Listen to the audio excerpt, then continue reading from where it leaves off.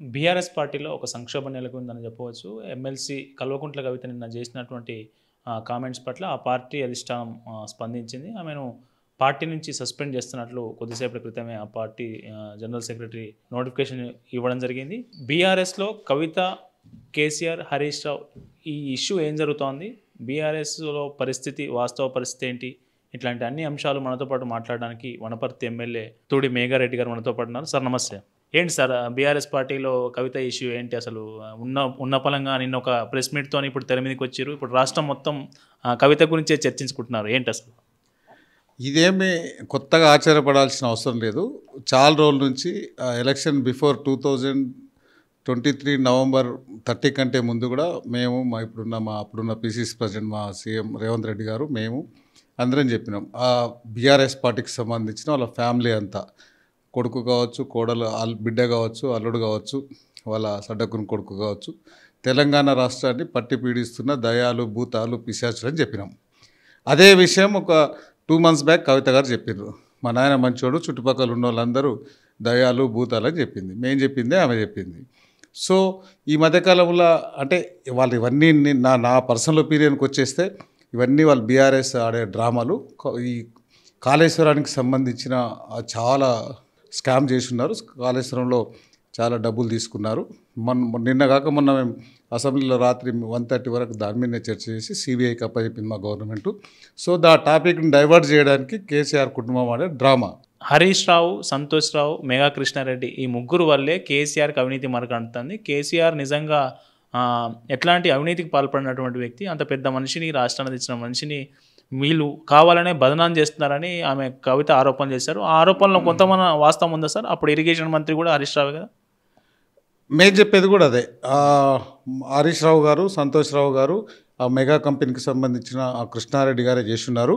So ఆ తప్పులన్నీ జరిగినందుకే second time మేము ఆయనకు మినిస్టర్ ఇవ్వలేదని కవిత గారే చెప్పారు. సో దాని మీనింగ్ ఏంది? తప్పులు జరిగిందని వాళ్ళు ఒప్పుకున్నారు. ఆ సిబిఐ ఎంక్వైరీ అయితే ఆయన, వాళ్ళ బాబు కానీ, వాళ్ళ బావ కానీ, వాళ్ళ కుటుంబం కానీ, ఆ సంబంధిత అధికారులు కానీ, దాంట్లో ఎవరెవరు ఉన్నారో కాంట్రాక్టర్లు కానీ వాళ్ళందరూ జైలుకు పోతారనే భయంతోన టాపిక్ డైవర్ట్ చేయడానికి తెలంగాణ ప్రజలను ఆల్రెడీ మోసం చేస్తున్నారు. ఆ పాపం తగిలింది. మళ్ళీ మోసం చేయడానికి ఆడుతున్న డ్రామా నెంబర్ 1.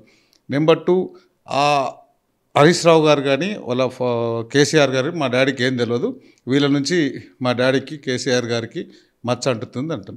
ఒక సీఎం సీట్లో కూర్చొని నెంబర్ 2, నెంబర్ 3, నెంబర్ 4 ఒక ఆయననేమో ట్యాబ్లెట్ ఇచ్చిన ఆయన పక్కన ఉండి 24 hours, ఒక ఆయననేమో నెంబర్ 2 మినిస్టర్, ఒక ఆయననేమో ఇంకా వాళ్ళ కొడుకు నెంబర్ 2, మొత్తం వాళ్ళ ఫ్యామిలీ 9.5 సంవత్సరాలు తెలంగాణ రాష్ట్రాన్ని 1, 2, 3, 4 చేస్తున్నారు. తండ్రికి తెలియకుండా అల్లుడు చేసిండు, అల్లుడు చేయకుండా తండ్రి చేసిండ్రు. ఇవన్నీ అబద్ధాలు. వాళ్ళ కుటుంబానికి అంతా తెలుసు.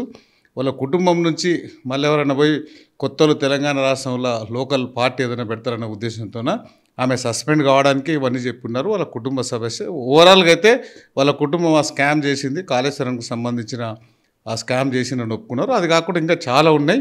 ఇవన్నీ వాళ్ళే ఒక్కొక్కటి బయట పెడుతున్నారు.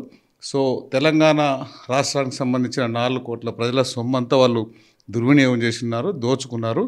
ఇక్కడ హైదరాబాద్లో వాళ్ళ కుటుంబం, కాన్స్టిట్యూన్సీలో వాళ్ళ లీడర్లు మొత్తం దోచుకున్నారు. కాబట్టి వాళ్ళకు ఎమ్మెల్యే ఎలక్షన్లో వాళ్ళకు కావాల్సినంత కర్రగాల్చి వాత పెట్టున్నారు. పార్లమెంట్ ఎలక్షన్లో గుండు సున్నా ఇచ్చున్నారు. ఇప్పుడు లోకల్ బాడీ ఎలక్షన్స్ వస్తున్నాయి. వాళ్ళ పార్టీకి సంబంధించిన క్యాండిడేట్లు కూడా లేరు. అది డైవర్ట్ చేయడానికి సిబిఐకి సంబంధించిన ఈ ఎంక్వైరీని డైవర్ట్ చేయడానికి ఆడుతున్న డ్రామా. సరే, ఇంకొక విషయానికి వస్తే కవిత ఒక పార్టీ పెట్టబోతున్నారని చెప్తా ఉన్నారు. తెలంగాణ బహుజన రాష్ట్ర సమితి. ఆల్రెడీ పార్టీ పేరు కూడా చర్చల్లోకి వచ్చింది, వార్తల్లోకి వచ్చింది. టీఆర్ఎస్ ప్లస్ బీఆర్ఎస్, టీబీఆర్ఎస్, తెలంగాణ రాష్ట్ర బహుజన సమితి అనేది పేరు వినిపిస్తూ ఉంది. నిజంగా కవిత పార్టీ పెడితే షర్మిల లాగానే దాన్ని ఒక పార్టీలో విలీనం చేసే పరిస్థితి ఉంటుందా? లేదంటే కేసీఆర్ వారసురాలిగా కవిత ఆ పార్టీలో నిలదొక్కునే అవకాశం ఉంటుందా? 100% ఉండదు. ఆమె ఏ పార్టీ పేరు పెడుతుంది అనేది అది మాకు అనవసరము. ఏం పెడుతుంది అనేది కూడా మనకు తెలియదు. హరీష్ రావు గారికి ఉన్న ఇంత పేరు ఆయన బయటికి వెళ్ళి ఎక్కడ పార్టీ పెడతాడని ఈ తండ్రి కొడుకు ఈ ఆడుతున్న డ్రామా అని మేము చెప్తున్నాం. నెంబర్ 1. నెంబర్ 2, వాళ్ళు ఏం పార్టీ పెట్టినా, ఆమె ఏం చేసినా అక్కడ షర్మిల గారు ఏమైనారు, 0 అయినారు. ఇక్కడ ఈమె కూడా కవిత కూడా 0 అవుతారు. అక్కడ వాళ్ళ అన్న ఏమైనారు, ఇక్కడ కేసీఆర్ కూడా అవుతారు. బీఆర్ఎస్ పార్టీ అనేది తెలంగాణ రాష్ట్రంలో కనిపించకుండా పోతుంది. అది 100%. సో ఆమె పార్టీ పెట్టినా పెట్టకున్నా, ఏం చేసినా ఏం చేయకున్నా కాంగ్రెస్ పార్టీకి మాకేం ఒరిగేది లేదు, వాళ్ళ కుటుంబ సమస్య. మళ్ళీ దాన్ని ఏదో మా మీద కాంగ్రెస్ పార్టీ మీద బట్టగాల్చి మీనేయాలని చూస్తున్నారు. ఏం చేసినా మేము ఎలక్షన్ల కంటే ముందు ఏం చెప్పినామో అదే ఇప్పుడు వాళ్ళ కుటుంబ సభ్యులు బయటకు ఒకరు పడక బయటికి చెప్తున్నారు.